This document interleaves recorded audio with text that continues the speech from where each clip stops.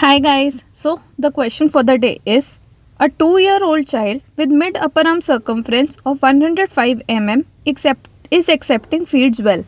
The child will be classified as A. Complicated severe malnutrition, severe acute malnutrition, B. Uncomplicated severe acute malnutrition, undernourished, or D. Compensated malnutrition. So this is a very important topic, that is SAM, severe acute malnutrition. We always get a question from this either in FMG, INICT or NEET. So this is a FMG 2025 question. I wanted to revise the topic SAM with you all via this question. So first you have to know the definition and the criteria of the SAM. So this criteria is applied in babies who are from 6 months to 60 months. First, weight for height should be less than 3 standard deviations. Second, bilateral lower limb edema of nutritional origin. The edema should be symmetrical. Third, mid upper arm circumference below 115 mm. So these are the criteria, and there is or in between, not and. So either of these will classify the patient as SAM. So if here we see the mid upper arm circumference is 105 mm. So yes, it is a criteria of SAM. So yes, SAM is there. Now we have to understand what is complicated SAM and what is uncomplicated SAM. Complicated, we say SAM is complicated when complications are present. So the mnemonic for the complications, very common mnemonic, shielded. From S, sugar deficiency, that is hypoglycemia. It is less than 54 mg per deciliter. H, hypothermia. In hypothermia, the rectal temperature is less than 35.5 degrees Celsius and the axillary temperature is less than 35. I, infections.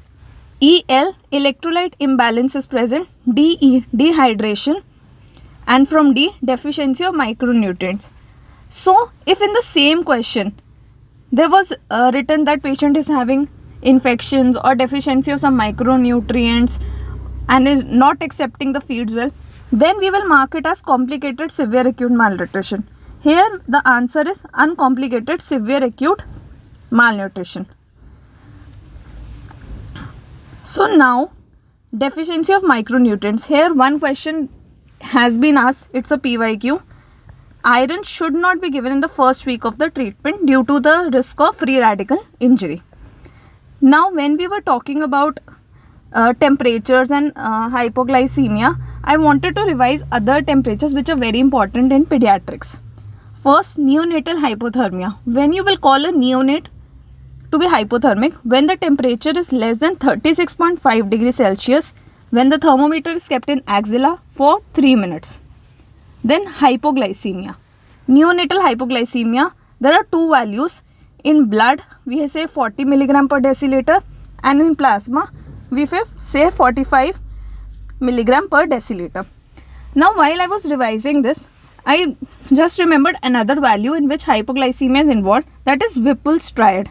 First important PYQ, it is seen in insulinoma, and there the triad consists of symptoms of hypoglycemia after fasting or exercise. Second, plasma glucose level less than 2.8 millimoles per liter or 50 mg per deciliter. Third, relief of symptoms after intravenous administration of glucose. So these are very important topic that is SAM. For management of SAM, there can be a home-based therapy and a hospitalization.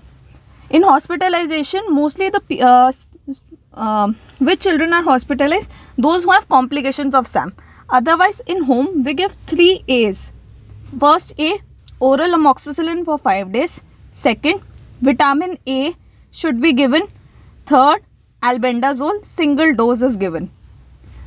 So this is the topic of SAM, and you can expect one question, and even in INICT there was a question regarding this. Thank you.